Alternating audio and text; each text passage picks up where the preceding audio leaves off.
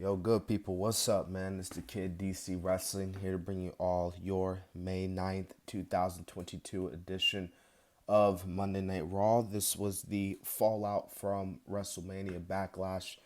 Overall, man, I thought tonight's show was pretty solid. Wasn't a bad show, but it wasn't like, any greatness, Monday Night Raw or anything like that. Oh, by the way, make sure you like, comment, and subscribe as well. Let's get this channel up and running. That'd be much appreciated as well. But basically, man, we kick things off, man, with the Street Profits and RK Bro. RK Bro's like Roman, like we got unfinished business, so we will be on Friday night, and we will see you, and we will see your cousins, the Usos, as well.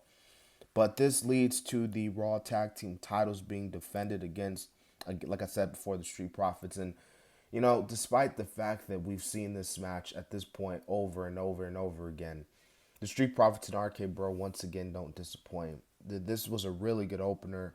The freaking finish where Montez is doing the freaking splash and Riddle hits him with the RKO. I mean, that thing was insane, man. Like, Riddle's RK Bro is freaking like Randy. It's just out of nowhere. But overall, man, really good match here. All right, so we see Judgment Day come out. Rhea Ripley cuts Edge cut a really good promo, obviously, talking about how you keyboard warriors with your asinine comments. But he talks about Rhea Ripley. This was really the main subject here. Rhea talks about how you fans never cared about me. You fans used me. You want to take my pictures and sell them on eBay.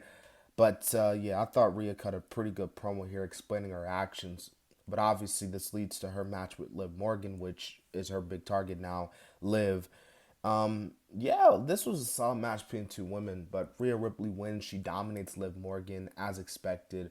Obviously, the right decision. Now that you got Rhea Ripley as a heel, there's no point that Rhea should be losing anytime soon.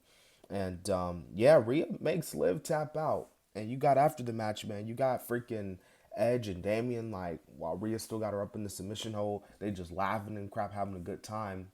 And this leads to Mr. Finn Balor coming out and AJ coming out because the next match after this is Finn Balor versus Damian Priest. Yeah, this is a pretty good match here between the two men. Doesn't doesn't really last that long though, but because Finn does win by DQ, but because Edge comes in, which by the way, Edge cut his hair again. He's got that Rhea Ripley haircut, and he basically helps Finn. Finn technically wins, but still, he beats up Balor. They beat up AJ, and I was seeing this online, man, and I wouldn't like. This isn't a bad idea if you think about it. Like, if they do Balor, AJ, and Liv versus Rhea Ripley, Damian Priest, and Edge, maybe a six-man inside Hell in a Cell match, and woman, like a mixed tag Hell in a Cell. That'd be pretty dope at Hell in a Cell. I wouldn't mind seeing that whatsoever. We get the freaking whole. We got MVP and Omos. This leads to Bobby coming out. Obviously, Bobby attacking Omos. Cedric came out. I don't know why Cedric was out there. Actually, now thinking about it, Cedric, the only reason why he was out there was strictly because he was a lackey. Like, he was a jobber. He was just an instrument used for Bobby's destruction because Bobby just takes down the guards. He takes down Cedric. And yeah, Cedric looked like a plain jobber at this point in this segment. But next, we get Sonya Deville taking on her mystery opponent. And before we get to our mystery opponent, Sonya Deville is officially no longer a WWE official. It has been terminated.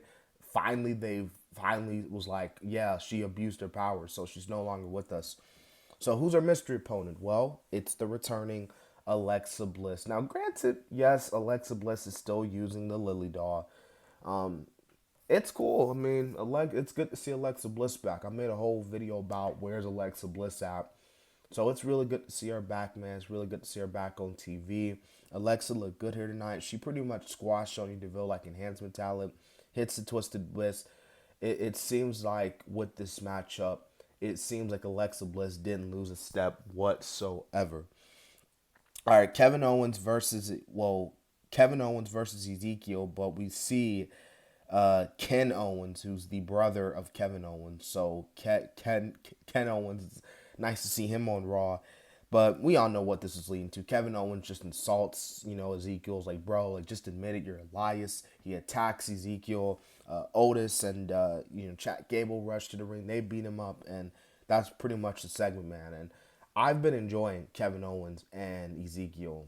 These guys have been killing it so far. They've been freaking entertaining. Like I've just been dying laughing in a good way.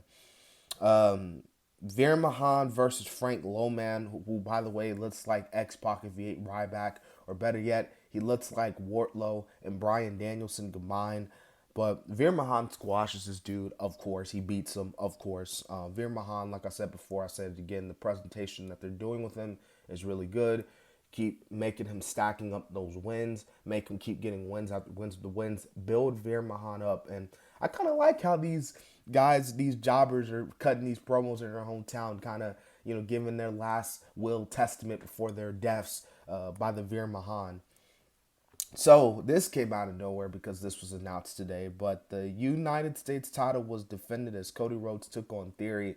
Now everybody was tripping there, was like, oh, why are they doing this? Why are they doing this? Well, of course, as we saw, we know why they did this, because Rollins comes out, attacks Cody, curb stomps him.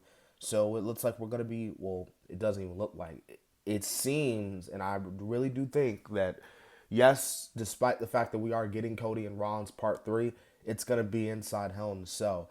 And like I said before, like I said in the WrestleMania Backlash review, I don't mind that whatsoever, to be honest with you guys. So yeah, we after that, man, we had Sasha Banks and Naomi take on Doudrop and Nikki ASH. Of course, Sasha and then get the win, of course, because they gotta get ready for their big title matchup with Shayna and Natalya this Friday night on SmackDown. So, but hey, Doudrop and Nikki ASH, I like the pairing, I like the group. I think they should do some pretty good stuff together.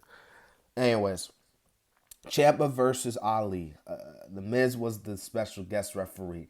You already knew when the Miz came out, like, bro. You knew what was about to happen. So like, I don't even need to explain what went down. Ali got screwed. So that's all I got to say there. But for the match concern, I thought the match was okay.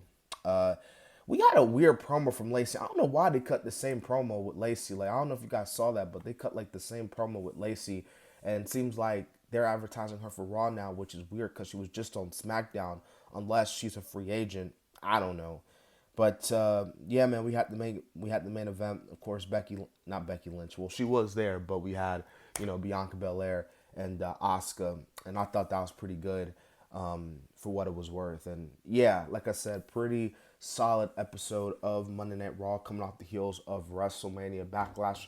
And yeah, I hope you guys enjoyed my review, man. Again, remember to subscribe, like, and comment. I'll be back with NXT and then AEW and then so on and so forth. Friday night, all the really good stuff. This has been the Kid DC Wrestling. And so, yeah.